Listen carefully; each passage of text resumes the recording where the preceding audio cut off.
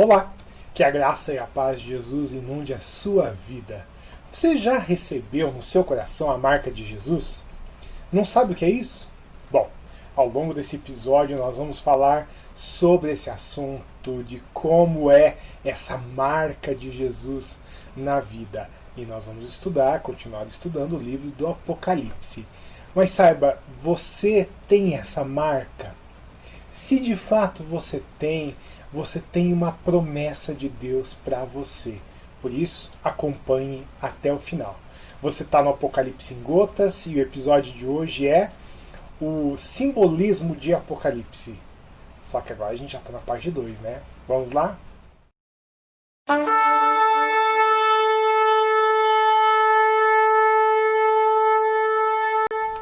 A gente vai dar continuidade ao capítulo anterior, o episódio anterior do Apocalipse em Gotas, e a gente vai direto já para a continuidade das interpretações aí de alguns termos que aparecem no livro de Apocalipse. Obviamente a gente não vai conseguir gravar todos os símbolos, mas repetindo aquilo que eu já falei no episódio passado, você vai conseguir lá no blog uma lista com todos os símbolos que eu fui lá vasculhando, versículo a versículo, capítulo a capítulo, e aí eu fui minerando ali alguns símbolos que aparecem. Então, é uma lista bem extensa, a gente vai ter lá no blog, provavelmente a semana que vem a gente já vai ter lá a lista completa de todos os símbolos que aparecem. A gente vai começar hoje falando de um elemento que aparece pela primeira vez no capítulo 12, a partir do versículo 1, que é uma mulher vestida de sol com a lua embaixo dos seus pés. Bom, essa mulher normalmente ela é interpretada pela Igreja Católica Apostólica Romana como sendo Maria, a mãe de Jesus. E ali faz até uma alusão à ascensão de Maria, ou seja, a ida de Maria aos céus sem passar pela morte, né? Conforme a doutrina da Igreja Católica Apostólica Romana. Não que não possa ser interpretado como Maria, mas se a gente for olhar a profundidade desse termo e desses temas na Bíblia, a gente vai ver que mulher, nesse sentido que o capítulo está apresentando, ele está mais parecido, mais aproximado da Igreja de Jesus, ou de Israel. Porque nós cremos que Jesus veio a partir da nação de Israel. Então Deus tinha um povo que ele selecionou dentre todos os povos da terra, que era a nação de Israel. A igreja nasce nesse contexto. Então a igreja também é a noiva de Deus. E Deus não tem duas noivas, mas ele tem uma aliança com um povo específico. Nesse caso, a igreja é a convergência do povo de Israel mais aqueles que vão se achegando à fé em Jesus Cristo. Então agora uma nação toda, um grupo todo, uma noiva apenas. A maioria dos intérpretes vai caminhar nessa linha, entendendo que Jesus, o bebê que nasce dessa mulher, aí a gente vê mais um símbolo, ele nasce num contexto em que o dragão, Satanás, a gente vai ver daqui a pouquinho essa figura do dragão, o dragão está à espreita, esperando para tragar o bebê. Mas o bebê nasce e é tomado para Deus. Então é uma alusão à morte e ressurreição de Jesus na sua primeira vinda. O bebê, então, é aquele que descerá sobre a terra com um cetro de ferro, como dizem as Escrituras. Esse mesmo bebê que representa Jesus, ele está sendo observado pelo dragão no ato da sua vinda, mas o dragão não tem nenhum poder sobre o bebê, pelo que nós podemos ver. Mas então o dragão começa a pressionar essa mulher e leva essa mulher para o deserto. Essa mulher acaba fugindo do dragão. Não que o dragão, propriamente dito, tenha levado a mulher para lá, mas ela foge do dragão e vai se refugiar no deserto. O deserto, nós vamos ver aqui, representa um lugar de tratamento de Deus. O deserto, ele é no imaginário de Israel, porque Israel atravessou o deserto durante 40 anos quando saiu do Egito.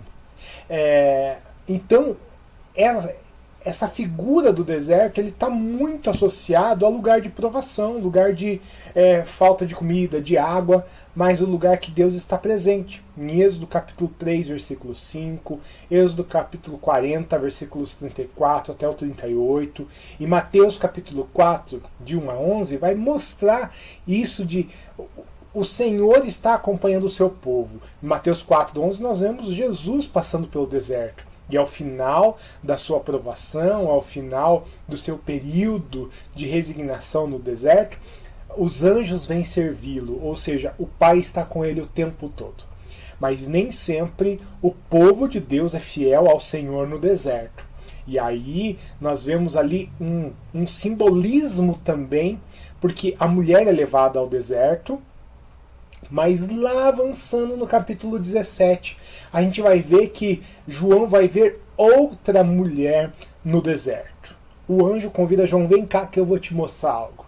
E aí ele chega lá no deserto e ele vê uma outra mulher, que não é esta mulher aqui. É uma mulher com uma veste estranha, está sentada sobre muitas águas, é uma prostituta. A gente já vai falar sobre isso daqui a pouquinho, tá? Mas antes vamos voltar um pouquinho e falar sobre outros termos, né? A mulher vestida de sol, com a lua debaixo dos seus pés, é um símbolo. A gente já falou sobre o deserto, que é outro símbolo. Nós vemos também, muitas vezes, a palavra abismo no Apocalipse. A partir do versículo 1 do capítulo 9, a gente vê ali abismo. Essa palavra ela está relacionada a buraco, trocando em miúdos. É um buraco, uma grande cratera, né? Só que para os judeus tem algo muito interessante, que abismo poderia ser aquele lugar que separa, lá em Lucas capítulo 8, versículo 29, o lugar em que, Lucas capítulo 16, versículo 19, o lugar que separa o seio de Abraão, que é o lugar onde os bons, os servos de Deus aguardariam o dia do juízo, do lugar ruim, que as pessoas ficariam atormentadas. Jesus conta uma parábola do rico e do Lázaro. E aí o rico foi para um lugar ruim, e o Lázaro foi para um lugar bom, o seio de Abraão. E aí o Lázaro conseguia ver, o Lázaro estava desfrutando das benesses de Deus e do descanso, e o rico acaba vendo Lázaro do outro lado. Só que entre os dois havia um abismo intransponível. Esse abismo pode ser esse abismo aqui. Agora, também pode ser uma relação, em alguns momentos no Apocalipse, inclusive no Apocalipse 9:2, são vistos ali elementos, fumaça, fogo, e aí pode ser o centro da Terra, pode estar se referindo a erupções vulcânicas, magma e esse tipo de coisa. Tá? Para os judeus, o Sheol, que era esse seio de Abraão, era o lugar, a gente já viu, né, a gente vai ver daqui a pouco inclusive, que é o mesmo termo no grego, no Novo Testamento, para Hades, que é o lugar das pessoas mortas, o mundo dos mortos. Outra palavra, que também começa com A, é Armagedon. O Armagedon aparece no capítulo 16, versículo 16, e aí tem uma confusão medonha que se faz com filmes de Hollywood, e mexe muito com o imaginário popular, coisas de OVNIs e tudo mais, mas aqui não. O Armagedon, na verdade, é uma localidade, é o Vale do Meguido em Israel. E esse Vale do Meguido é o lugar em que os profetas proclamaram que haveria uma batalha entre os servos de Deus e os servos do mundo. No caso, viria Gog e Magog lutar contra Israel. E já vamos passar para Gog e Magog. Na verdade, essa grande batalha que envolve o povo de Deus e Gog e Magog significa, não vai atrás de muitas conversas por aí, porque na verdade significa povos, nações que eram estrangeiras, nações que eram de outros povos senão Israel. Então, o que está dizendo ali é que uma nação do norte, chamada Gog e Magog, não tem nada a ver com Rússia, não tem nada a ver, agora tem alguns dizendo que tem a ver com o Iraque. Não, na verdade são povos. E do norte, porque sempre as ameaças no reino de Israel vieram do norte. Então, nessa batalha do Armagedon vai ser a batalha final. Só que não vai ser bem uma batalha, não vai ser bem uma guerra, porque a Bíblia diz em Apocalipse 16:13 que o Cordeiro, com a palavra da sua boca, vai fazer com que o anticristo, o falso profeta, o diabo e seus anjos, eles sejam aprisionados. Então, com uma só palavra do Cordeiro, acaba a guerra. Então vai até falar ali que serão 200 milhões de soldados envolvidos nessa guerra.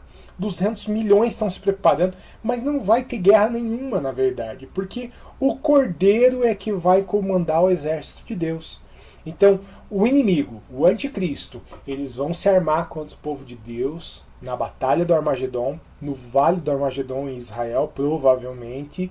Tá? É que a maioria dos eruditos no assunto dizem que sim, vai ser no Vale de Meguido, né? Mas não vai ter uma batalha propriamente dito, porque o Cordeiro vai à frente do seu povo. Há alguns que interpretam diferente, que vai ter mortos e feridos e tudo mais. Eu não consigo enxergar assim por causa de Apocalipse 16:13, tá? Tem outra palavra que de repente pode causar um certo estranhamento, que é colheita, ou em algumas versões mais antigas, ceifa. 14:14 de Apocalipse e 22:1 vai falar sobre a plantação já está madura para passar a foice, para ceifar, para colher.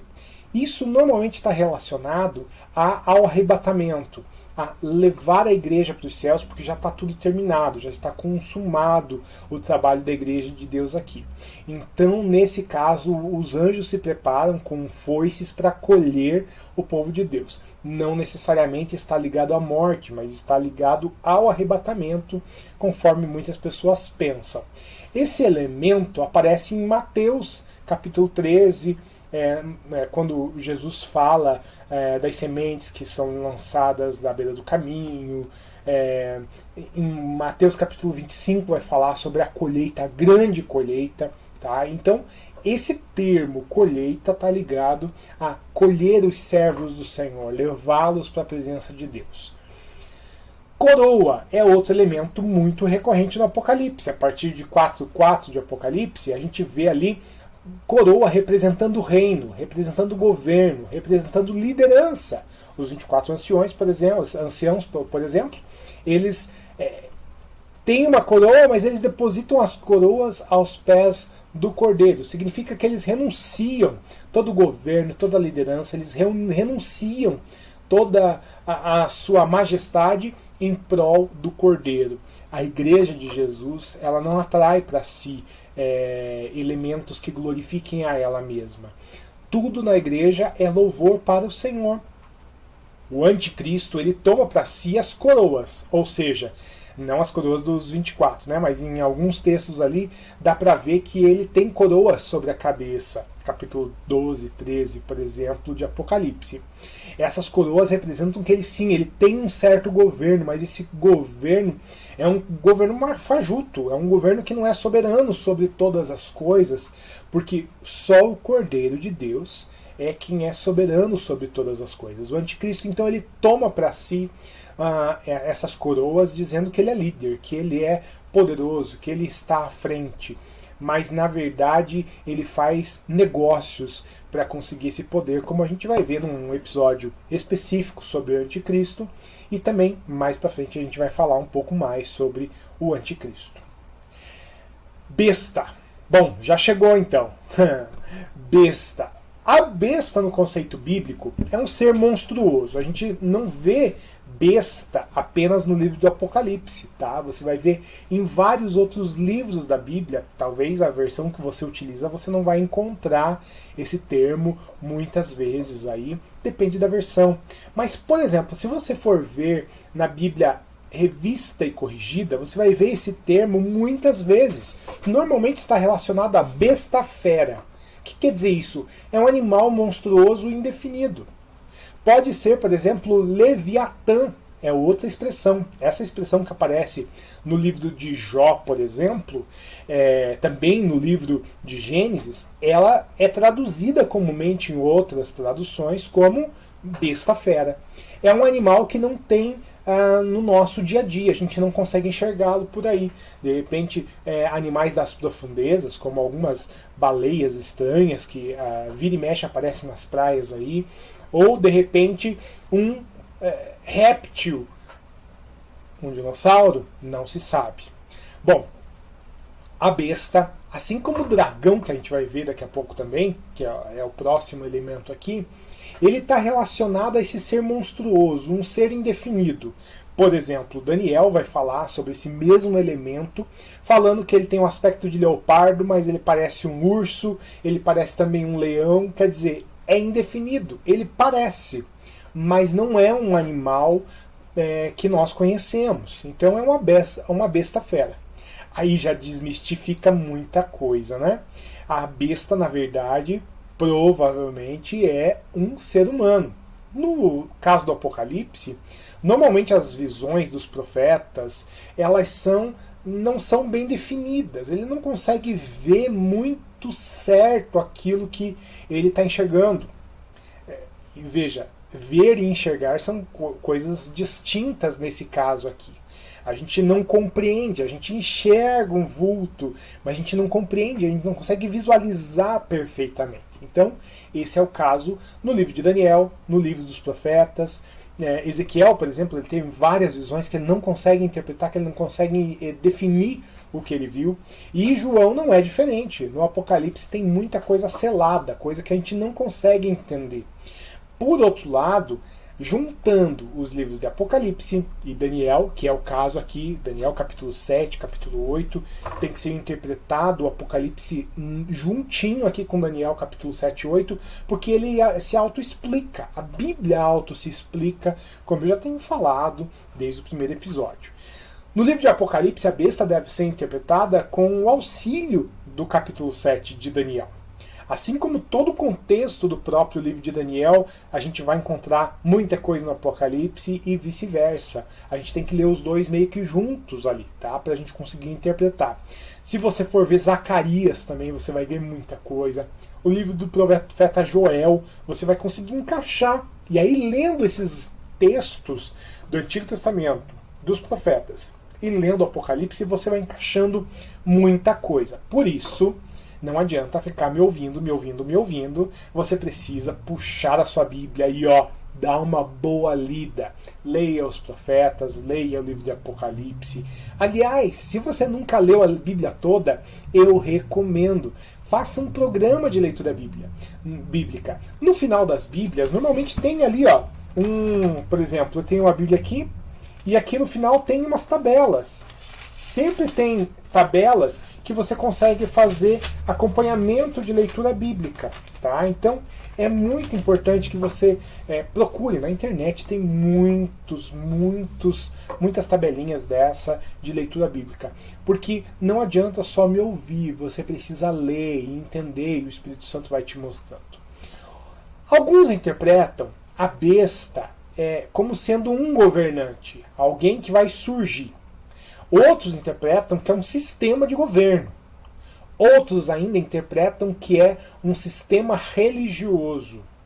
Bom, eu vou ter que juntar de novo aqui todas essas versões, porque muito provavelmente a besta, que é o anticristo, é a mesma coisa, que vem a ser o dragão, que a gente vai fazer uma pequena distinção aqui do dragão daqui a pouquinho, mas é uma pessoa que tem o apoio de muitos reinos, de muitos governos ao longo do mundo, e ele também tem todo o apoio, é manipulado e também manipula a igreja. A igreja não é a igreja de Jesus, os salvos, não, a igreja é a instituição. E aí eu não estou falando da igreja católica, eu estou falando talvez nos nossos dias ainda mais da igreja protestante, da igreja já que se diz evangélica. E talvez seja um compêndio de tudo isso. O ecumenismo está aí para provar. Hoje se diz cada vez mais que todas as religiões são a mesma coisa. Então, assim, vai ser uma junção de várias religiões, da própria igreja, que vai apoiar esse governo, tá? O período que vai ser, a Bíblia deixa bem claro que é um período de 7 anos. Tá? A maioria vai interpretar que é 7 anos e ainda dividido no meio, entre 3 anos e meio. O anticristo é bem bonzinho, né? Mais ou menos, né? E no outro período ele vem para arrebentar tudo. E aí ele começa a perseguir os cristãos, e aí um monte de coisa começa a acontecer que a gente vai falar aí nos próximos capítulos também. Alguns elementos que aparecem aqui o leopardo, o urso, o leão. Apocalipse capítulo 13, versículo 2. Normalmente está se referindo ao aspecto de cada animal. Tá? Então, o leopardo, aquela figura do leopardo esguia, esbelta, é altivo também, ele é veloz, rápido. Ao mesmo tempo tem o pé de urso, que o urso, por onde ele passa, ele pisoteia, ele amassa, ele acaba por onde ele pisa. E também ele tem uma boca de leão, ele devora tudo que vê pela frente, porque a gente já viu aí a semana passada que a boca e o leão significa justamente isso. Ele devora, ele é voraz demais, ele acaba com a sua presa. Então dá a impressão que será um ser humano desprezível, um ser humano que vai acabar com tudo. Aliás, o apóstolo João fala que é inimigo de tudo que se chama Deus. Ele é inimigo da religião, ele é inimigo da religiosidade, inclusive. Mas, ao mesmo tempo, ele usa a religiosidade para destruir a verdadeira fé. Óbvio que ele não consegue destruir a verdadeira fé cristã, mas ele vai se opor, como diz o apóstolo João, sobre tudo aquilo que se chama Deus. Nós teremos um episódio só para falar sobre o anticristo, a besta, a grande tribulação, mas é importante você entender esses símbolos aqui. E algo muito interessante que a gente vai abordar mais a fundo na sequência é que essa besta, ela era, mas agora não é. Mas, entretanto, ela virá. Apocalipse 17:8. O que significa isso? Significa que vai ser inesperado. Ninguém vai esperar que vai surgir um anticristo. E, de repente, vai ser até um símbolo de algum império do passado. Por exemplo, digamos que é a volta do Império Romano. Não necessariamente, né? Sempre isso já está bem batido no meio da escatologia, mas é bem provável que não. Mas eu estou usando aqui um exemplo, né? É um império que deixou de existir e de repente ele ressurge de uma hora para outra. É um líder que deixou de existir e ressurge de uma hora para outra. Aliás, entre o capítulo 12 e capítulo 13 de Apocalipse, isso fica muito evidente. É um governante que cai, mas de repente, e é ferido de morte, mas de repente ele surge novamente, ou ressurge agora com cetro de ferro e assim por diante. E o dragão? O dragão ele aparece a partir do capítulo 12 de Apocalipse. Ele é apresentado como uma besta fera um pouco diferente. O imaginário lá dos antigos, tanto os babilônios quanto os gregos, e até na Bíblia aparece essa palavra dragão. Por exemplo, em Neemias 13 aparece como o nome de uma fonte. Só que Neemias, lembre, ele está na Babilônia. Quando ele fala, inclusive, isso, que ele está na fonte com o nome de dragão, é justamente porque fazia parte da cultura babilônia. Nos profetas, dragão normalmente está relacionado a reis, a governantes das regiões do norte de Israel lá, os babilônios, os assírios, os persas. E esse termo nos profetas normalmente está relacionado a um grande crocodilo. Na verdade, a tradução mais próxima ali seria grande crocodilo. Até porque, no imaginário das culturas antigas, o dragão era um enorme réptil que soltava fogo ou soltava outras coisas pela boca, não necessariamente fogo, como a gente vê nos filmes aí. Aliás, alguns filmes têm até voltado a essas questões, tem sido bem recorrente alguns filmes tratando sobre dragões que soltam fumaça, fogo e assim por diante, né?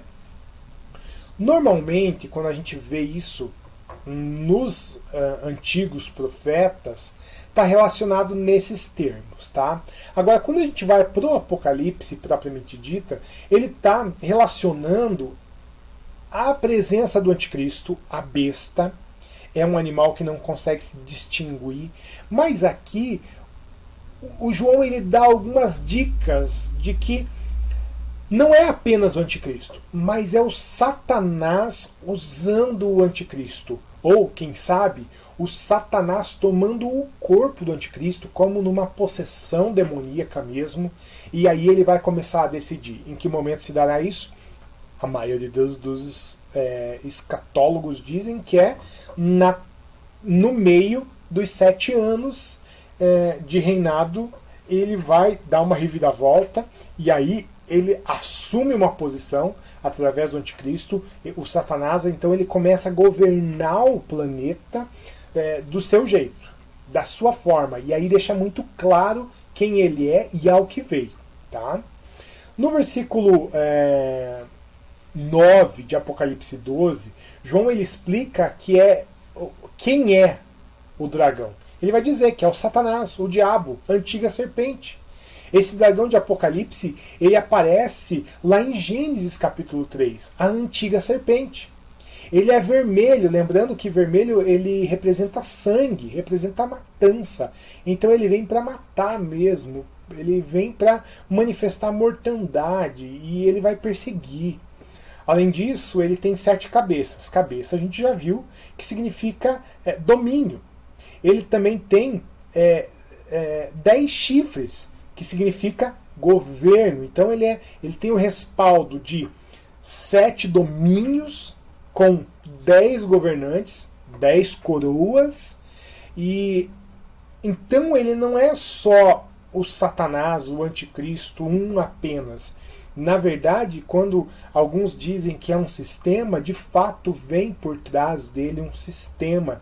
E mais para frente a gente vai ver que inclusive a igreja está também por trás disso. Igreja institucional, não a igreja de Jesus lavada e remida no seu sangue. Bom,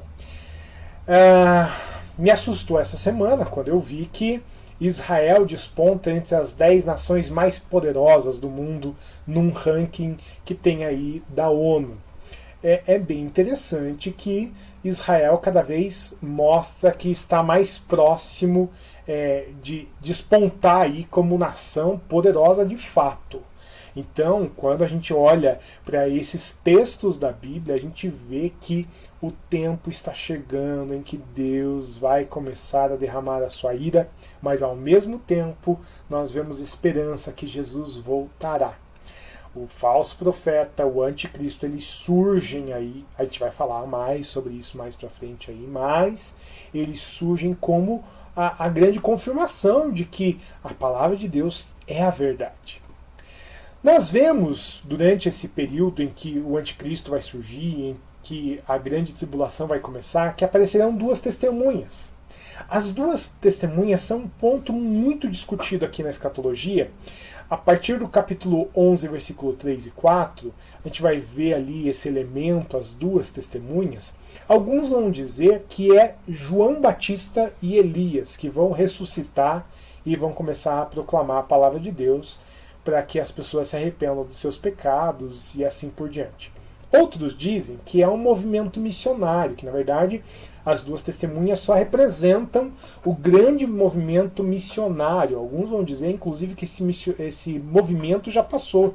Outros dizem que é um movimento que ainda virá de grande avivamento, de grande arrependimento, de grande conversão. A gente tem para todos os gostos, tá? A interpretação apocalíptica, você já deve ter percebido que cada um interpreta de uma forma. Outros, eles entendem que esses elementos aqui apontam para 2 pessoas, 2 seres humanos, 2 homens, que vão proclamar, que serão testemunhas de fato, mas que não são bem Elias e João Batista, mas eles representam João Batista e Elias. Agora, outros ainda, eles creem que é a própria igreja. Inclusive tem um movimento bem forte que hoje está dizendo que é Elias e João, Antigo Testamento e Novo Testamento, Israel e a igreja.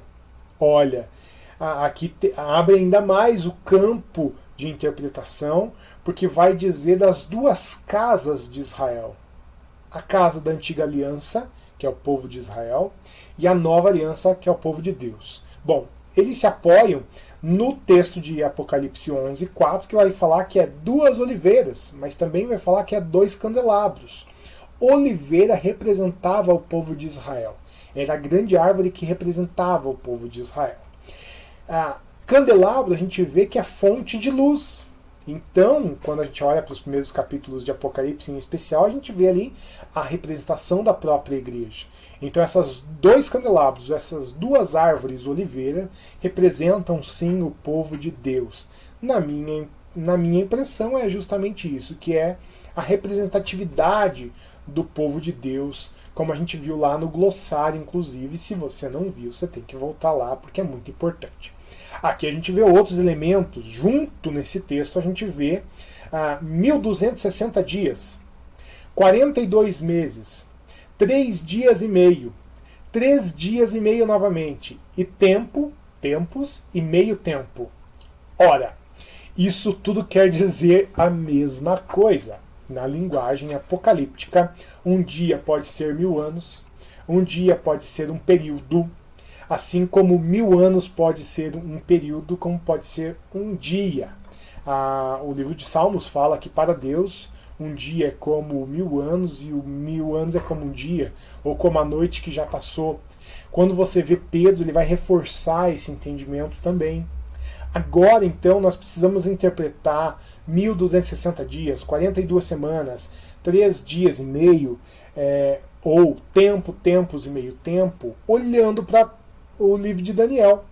O profeta Daniel vai usar esses termos, e aqui, juntando uma coisa com a outra, nós vamos unir, e a grande interpretação aqui é que esse período de 1260 dias representa 3 anos e meio. Aquilo que eu falei, 3 anos, 3 e meio mais 3 e meio dá 7.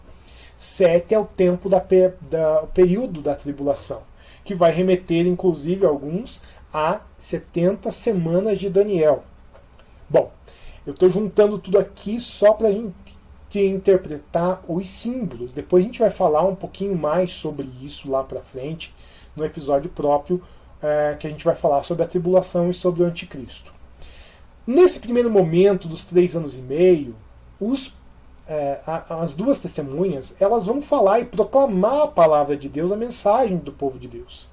E aqui tem um ponto muito importante. Lembra quando a gente falou sobre os pré-tribulacionistas, pós-tribulacionistas, mesotribulacionistas? Lá nos episódios anteriores você vai ver que a gente falou sobre isso. Aqui, os mesotribulacionistas são aqueles que acreditam que 3 anos e meio será um tempo de paz, ou pseudo-paz, como diz Jeremias. Dizem paz, paz, quando não há paz. Né? O anticristo ele vem para dominar, mas ele não traz tanta paz assim. É comparado à Pax Romana que a gente vê na história. Era um período de paz, mas não era tanta paz assim. Tinha muita revolução, muita revolta, enfim. Era um tempo de pseudo-paz. Aqui acontece exatamente a mesma coisa. Nós vemos o anticristo surge, traz uma certa comodidade para as pessoas, para o mundo todo. 3 anos e meio acontece um rompimento. Ele acaba rompendo com a igreja, e começa a perseguir a igreja, começa a perseguir Israel e o povo de Deus em geral. E aí ele mata as duas testemunhas. E ele pendura as duas testemunhas em praça pública, diz o texto, em Apocalipse capítulo 11. E eles vão ficar pendurados durante 3 dias e meio, que também representa tempos e meio tempo. Porque no final desse período de 3 anos e meio, eles voltarão. Essas duas testemunhas, ninguém pode fazer mal a elas, a Bíblia diz, no comecinho ali, no capítulo 11, versículo 6. Que através da boca deles, as pessoas serão fulminadas. Porque a palavra de Deus que vai sair da boca deles será poderosa, e o Espírito Santo vai protegê-los.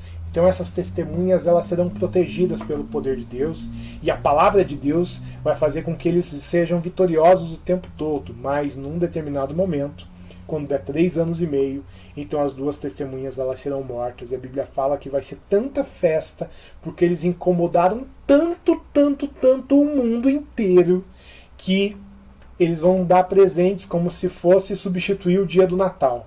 O dia do Natal não vai ser mais o dia da festa de troca de presente, vai ser o dia da morte das 2 testemunhas. Olha que coisa impressionante.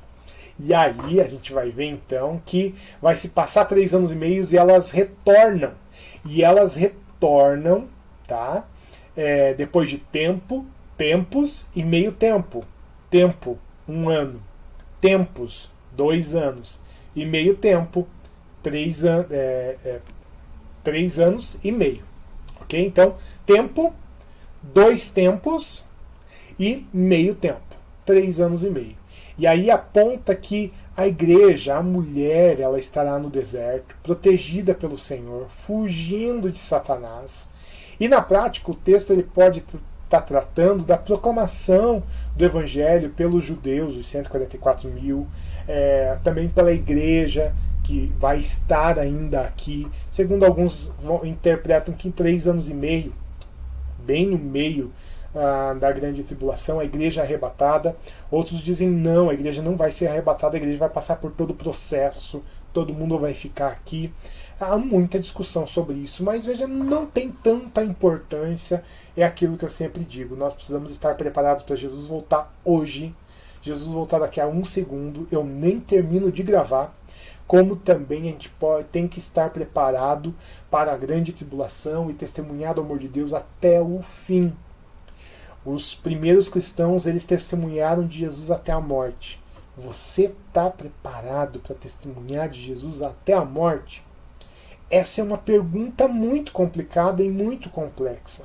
Alguns dizem que sim, eu estou preparado até a morte, mas se alguém no teu trabalho descobrir que você é crente, é bom que ninguém saiba, né? Veja, a gente às vezes está preparado para defender a nossa fé até a morte, mas a gente não está preparado para defender a nossa fé no ambiente de trabalho, na rua, na fila do mercado. A gente não está preparado para defender a nossa fé. E eu não estou falando aqui de sair nas redes sociais arrumando confusão com quem persegue cristão. Muito pelo contrário. Nós precisamos pregar a palavra. E se a pessoa aceitar, amém. Se ela não aceitar, continue orando por ela. Será que nós estamos preparados? Porque um dia vem, e esse dia é o dia da ira do Cordeiro. E aí a gente vai ter que falar na semana que vem, porque eu já gastei bastante tempo aqui, né? Infelizmente ficou mais longo do que eu imaginei, então vai ter que sair a parte 3 dos símbolos.